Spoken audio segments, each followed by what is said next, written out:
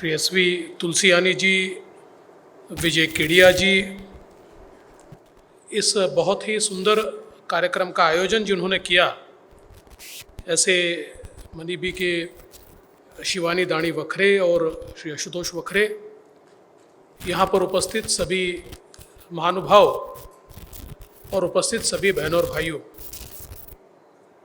मैं सबसे पहले शिवानी का बहुत बहुत अभिनंदन करना चाहता हूँ कि एक बहुत महत्वपूर्ण विषय पर लगातार पिछले 7 सालों से फिनेंशियल लिटरेसी पर अलग अलग कार्यक्रमों के माध्यम से इस विषय को सेंटर स्टेज पर लाने का काम ये उन्होंने किया है।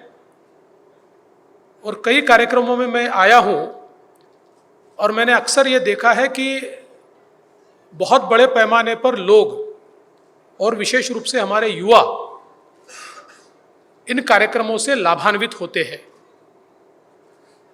पिछले समय मनी बी मंथ जो उन्होंने किया, इसके माध्यम से विशेष रूप से युवाओं में फिनेंशियल लिटरेसी के बारे में बहुत बड़ा अवेयरनेस तैयार हुआ। और मैंने करीब से देखा कि उनके इन कार्यक्रमों से लाभान्वित होने वाले जो युवा है, इन युवाओं से जब मैंने कई बार इंटरेक्शन किया तो उन्होंने मुझे ये बात बताई कि वे अपने आप को फिनेंशियली और फिनेंशियल लिटरेसी में ग्रो होता हुआ देखते हैं। उनमें से कई लोगों ने कहा कि उनके जॉब्स में उनको फ़ायदा हुआ, कुछ लोगों ने कहा हमारे प्लेसमेंट में हमको फ़ायदा हुआ। तो एक प्रकार से उनके व्यक्तित्व को एक नए तरीके से ग्रूम करने का काम इस फाइनेंशियल लिटरेसी के आंदोलन के माध्यम से हुआ है। इसीलिए हम लोगों ने भी ये तय किया, पिछले समय भी महाराष्ट्र सरकार कई बार उनसे जुड़ी, पर हम लोगों ने तय किया कि फॉर्मली हम लोग एक MOU करेंगे। NSE जो हमारे देश की एक बहुत ही महत्वपूर्ण इंस्टीट्यूशन है, अभी अभी आशीष जी ने हम सभी को संबोधित भी किया है।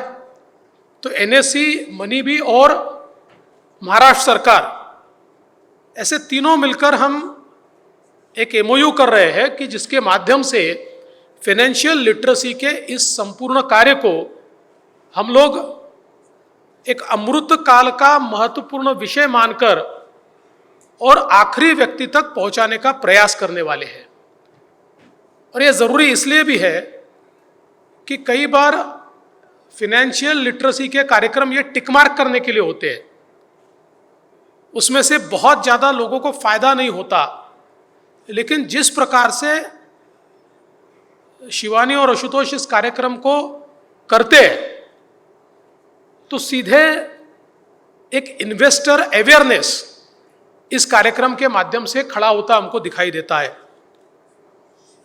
और आज जिस समय हमारी अर्थव्यवस्था बहुत तेजी से आगे बढ़ रही है, हम लोग दुनिया की तीसरी सबसे बड़ी अर्थव्यवस्था बन रहे हैं। अभी तो 5वीं है, तीसरी है, तीसरी से दूसरी बनेंगे, दूसरी से शायद एक समय वो भी आएगा कि हम पहली बनेंगे। ये जो बहुत तेजी से हम अग्रसर हो रहे हैं, मुझे ऐसा लगता है ऐसे समय कोई भी अर्थव्यवस्था जब तेजी से बड़ी होती है तो उसके बड़े होने में फाइनेंशियल मार्केट्स का एक बहुत महत्वपूर्ण रोल होता है। और ये जो फाइनेंशियल मार्केट्स होते हैं, ये जब एक्सपांड होते हैं, उस समय उन मार्केट से बहुत अपॉर्चुनिटीज तैयार होती है। और ये अपॉर्चुनिटीज अगर आम आदमी तक पहुंचे तो आम आदमी भी अपना भविष्य प्लान कर सकता है। एक आज से 15-20 साल पहले हम लोगों ने देखा, लोग केवल अपना पैसा बैंकों में रखते थे। क्योंकि बैंकों के रेट ऐसे हुआ करते थे कि 5 साल में दुगना हो जाता था पैसा। 17%, 20% का रिटर्न बैंकें देती थी, और उस समय बैंकों से कर्जा लो तो 22 और 25% ब्याज देना पड़ता था। तो लोगों को लगता था कि सेफेस्ट जगह है हमारे पैसे के लिए तो बैंकें हैं।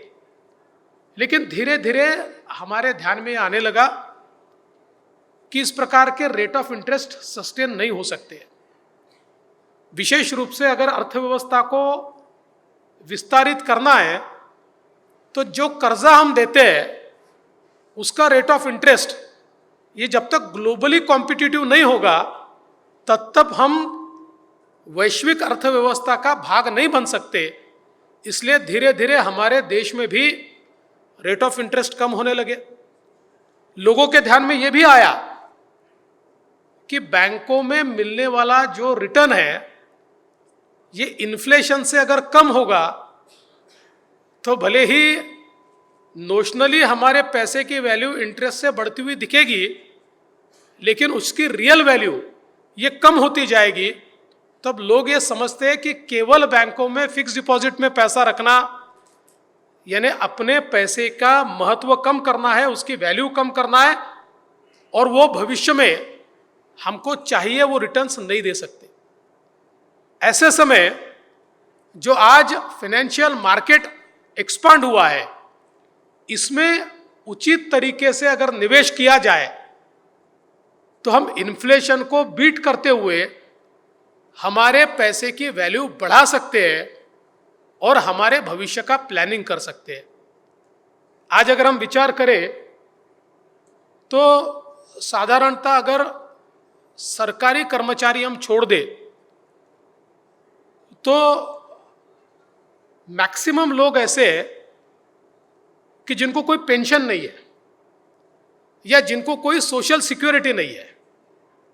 उनकी सोशल सिक्योरिटी उनको प्लान करनी है, और अगर सोशल सिक्योरिटी का प्लानिंग करना है, अगर मैं 60 साल की उम्र में रिटायरमेंट लेना चाहता हूं या मुझे ऐसा लगता है कि 55 साल के बाद पता नहीं मेरी हालत क्या होगी, उसके बाद मेरा परिवार कैसे चलेगा, ये सारे प्रश्न जिनके सामने जो 90% हमारी आबादी है, इस आबादी को अपने पैसों का और अपने भविष्य का प्लानिंग खुद करना पड़ेगा। और इसलिए अपने पैसे बचाकर उन पैसों का ऐसे इंस्ट्रूमेंट्स में निवेश करना पड़ेगा कि जहां पर हमको एश्योर्ड रिटर्न्स मिलेंगे, या ऐसे इंस्ट्रूमेंट में जाना पड़ेगा जहां पर हमें सोशल सिक्योरिटी मिलेगी, हमको मेडिकल बेनिफिट्स मिलेंगे। तो इस प्रकार के कई इंस्ट्रूमेंट्स आज देश में आए हैं, लेकिन ये सारे इंस्ट्रूमेंट्स का भी ठीक से अध्ययन होकर, और कौन से इंस्ट्रूमेंट्स ऐसे हैं कि जिनको फाइनेंशियल रेगुलेटर ने ठीक से मान्यता दी है, जिसमें रिस्क कम है, जिसका रिस्क असेसमेंट हुआ है, ये सारी चीजें भी हमको समझना बहुत जरूरी है। क्योंकि कई बार लोग ऐसी ऐसी स्कीमों में फंस जाते हैं। अभी मैं तो होम मिनिस्टर भी हूँ, तो होम मिनिस्टर के रूप में 5 साल पहले भी रहा।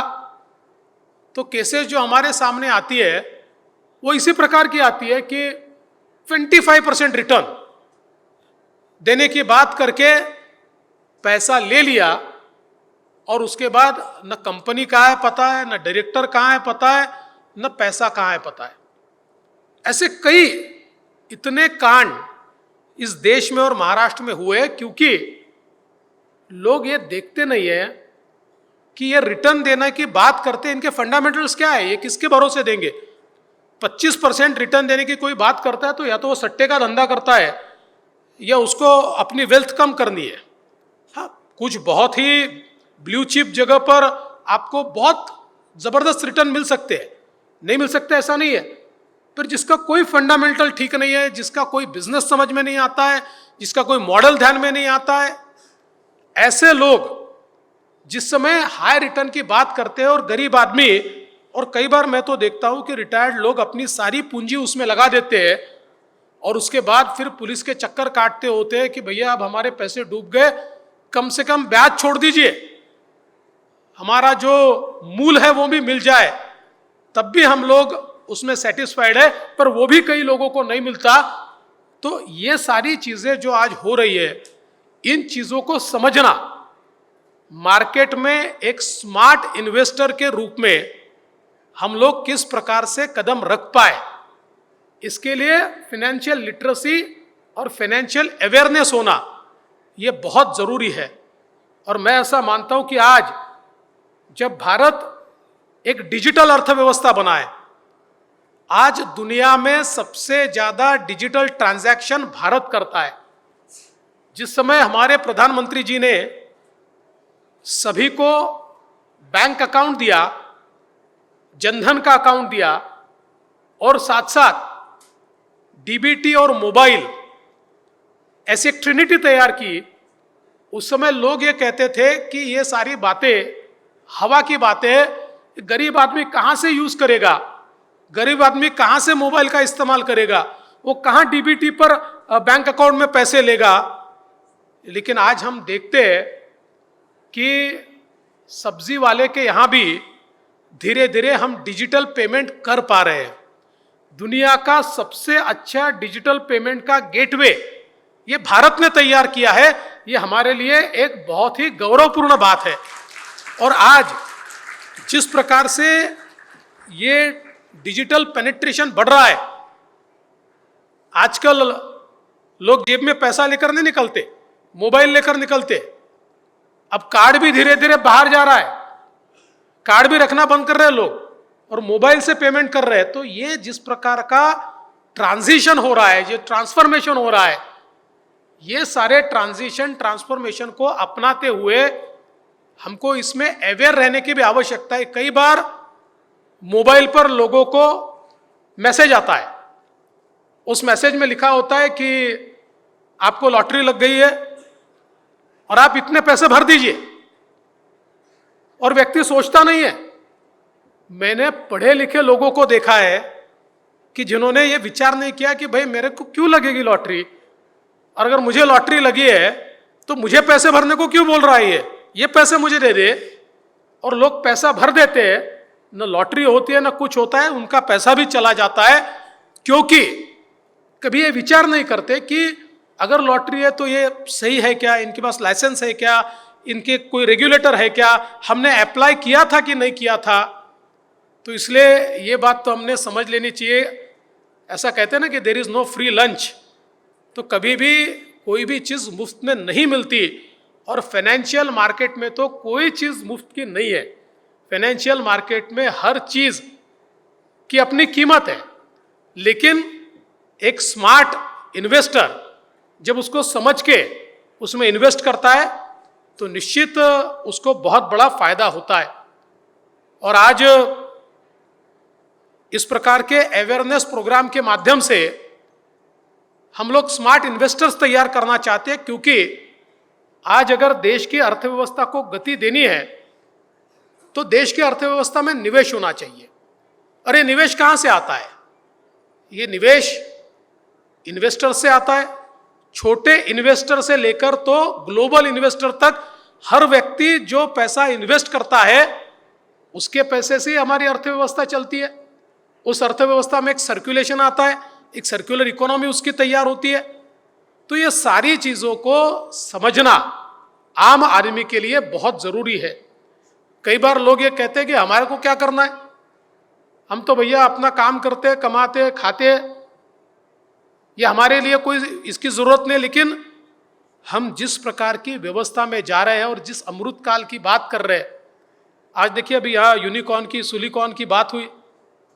कभी लगता था कि हमारे देश में इतनी बड़ी स्टार्टअप इकोसिस्टम तैयार होगी कि चीन के बाद सेकंड नंबर पर हम जाएंगे, और दुनिया में धीरे धीरे मुझे ऐसा लगता है कि आने वाले 2 सालों में सबसे ज्यादा स्टार्टअप दुनिया के भारत में तैयार होंगे। ये व्यवस्था आज भारत में तैयार हो रही है।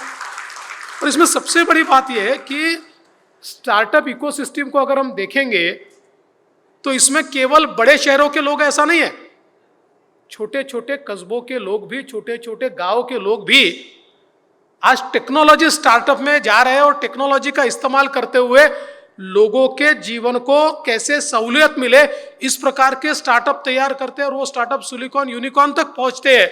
ये जो एक इस अर्थव्यवस्था ने हम लोगों को एक नया अवसर दिया है। मैं कई बार ये कहता हूं कि जब हम छोटे थे तो टाटा बिरला का नाम सुनते थे, आज अडानी अंबानी का नाम सुनते हैं, और इन लोगों ने एक बहुत फंडामेंटली अपनी कंपनी को ग्रो करते करते आज वो कोई दुनिया के तीसरे नंबर पर है, कोई दुनिया के 7वें नंबर पर है। पर यह स्टार्टअप और यूनिकॉर्न वाला मसला ऐसा है कि इसमें कल तक जो व्यक्ति को कोई जानता नहीं था वो 4 सालों में दुनिया के पहले 100 लोगों में दिखाई पड़ता है। ये ताकत इस स्टार्टअप इकोसिस्टम की आज हमको दिखाई देती है और ये आज भारत में हो रहा है, ये भारत में हमको दिखाई देता है।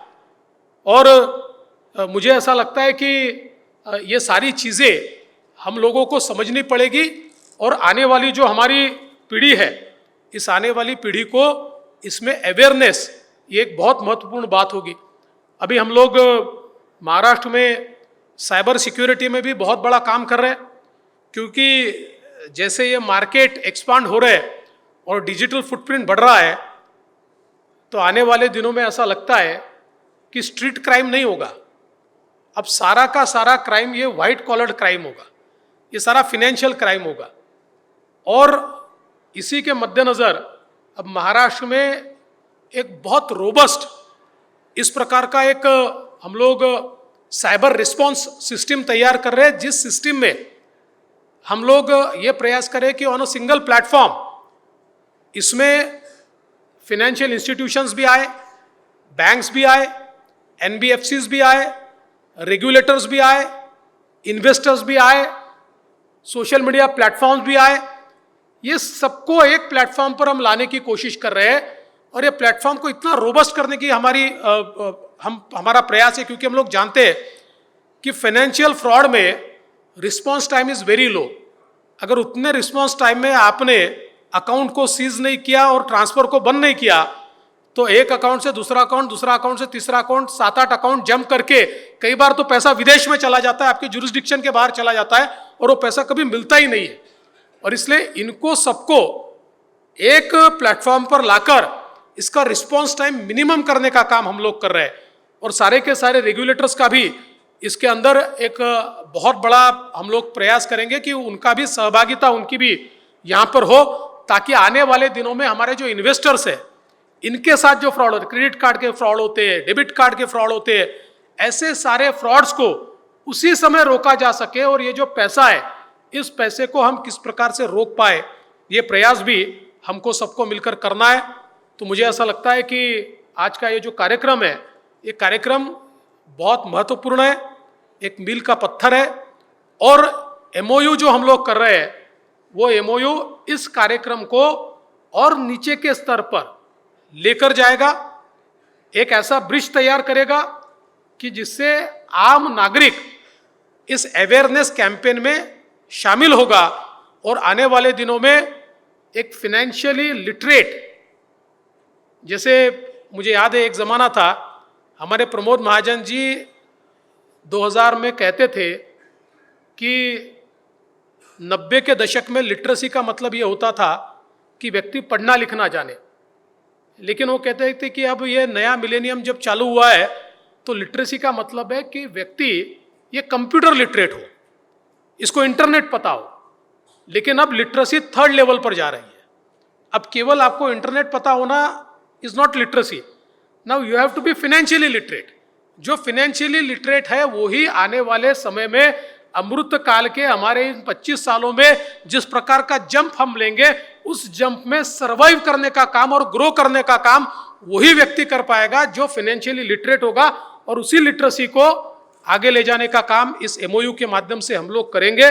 और इसमें मुझे ऐसा लगता है कि मंचासीन सभी महानुभावों का एक बहुत बड़ा उनका रोल होगा, आपकी बहुत ज़्यादा मदद उसमें होगी। इस विश्वास के साथ मैं फिर एक बार शिवानी और आशुतोष इनको बहुत बहुत धन्यवाद देता हूँ, उनको बहुत बहुत शुभकामनाएं देता हूँ और अपने शब्दों को विराम देता हूँ। जय हिंद।